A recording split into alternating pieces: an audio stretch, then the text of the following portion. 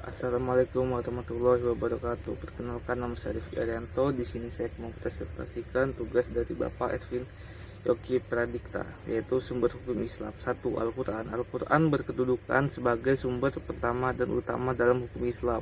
Kedudukan ini mengharuskan umat Islam memahami pesan-pesan yang dikandungnya untuk dilaksanakan dalam kehidupan. Hal tersebut juga dibutuhkan sebagai upaya mengatur perilaku manusia, baik yang berhubungan dengan manusia ataupun makhluk yang lainnya. Secara horizontal, demikian pula seluruh persoalan yang berkaitan dengan hukum, meski dicari jawabannya terlebih dahulu dari petunjuk yang terkandung di dalam Al-Quran.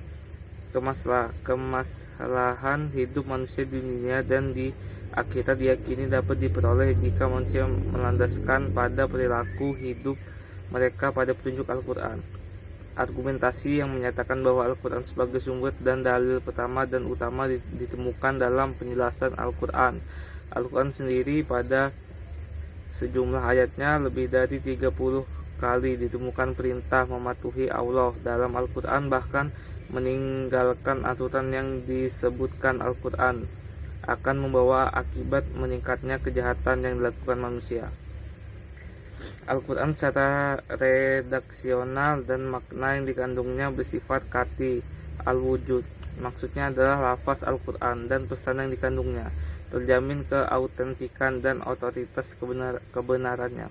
Keautentikan itu terjamin karena transformasi periwayatannya secara keseluruhan mencapai tingkat mutawatir. Selain itu, jaminan keaslian Al-Quran mendapat intervensi langsung dari pemiliknya, itu Allah Subhanahu wa Ta'ala.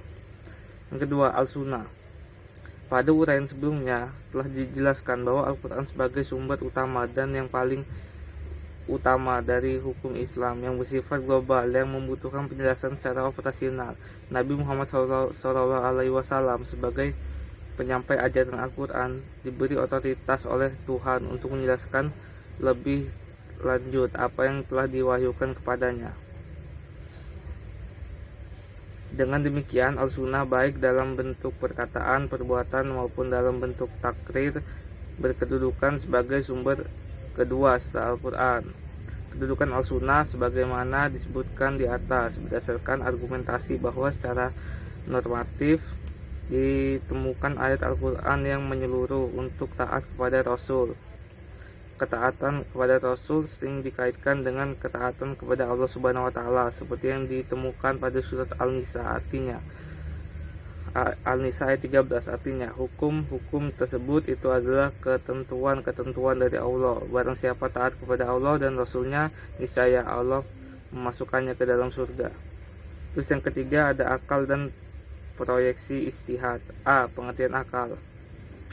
Akal menurut Al-Quran, lebih khususnya menurut pengertian pra-Islam, yaitu bahwa memerhatikan alam sekitarnya dengan otak, yang dimana otak adalah organ tubuh akal. Artinya akal itu sendiri terdapat di dalam otak seseorang yang digunakan untuk berpikir, dan berdasarkan pemikiran itu maka lahirlah suatu ide atau gagasan mengenai suatu masalah yang dipikirkan. Sebagaimana telah kita ketahui bahwa Allah Subhanahu wa Ta'ala menciptakan manusia berbeda berdasarkan akalnya dengan makhluk hidup lainnya seperti hewan dan tumbuhan.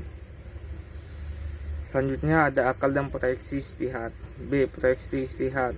Istihad menurut bahasa berarti usaha yang keras dan bersungguh-sungguh, sedangkan pengertiannya dari segi istilah, istihad adalah berusaha menetapkan hukum terhadap masalah yang belum ada ketetapannya. Hukumnya dalam Al-Quran dan hadis yang dilakukan dengan secara cermat dan pikiran yang murni serta berpedoman pada aturan penetapan hukum yang benar. Rujukan istihad tetap pada Al-Quran dan hadis, dalam arti bahwa penetapan hukum istihad tidak boleh bertentangan dengan ayat-ayat Allah Subhanahu wa Ta'ala atau ajaran Rasulullah Shallallahu Alaihi Wasallam.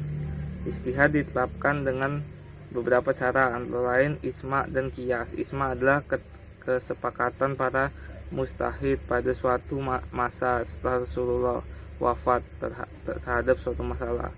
Terus sedangkan qiyas adalah menetapkan hukum dengan cara menghubungkan suatu perkara yang sudah ada ketetapannya. hukumnya terhadap masalah lain yang dihadapi dan belum ada ketetapan hukumnya, sedang antara keduanya sama-sama memiliki sebab yang bisa disepadankan. Sekian dan terima kasih. Kalau ada salah kata saya mohon maaf. Saya akhiri. Wassalamualaikum warahmatullahi wabarakatuh.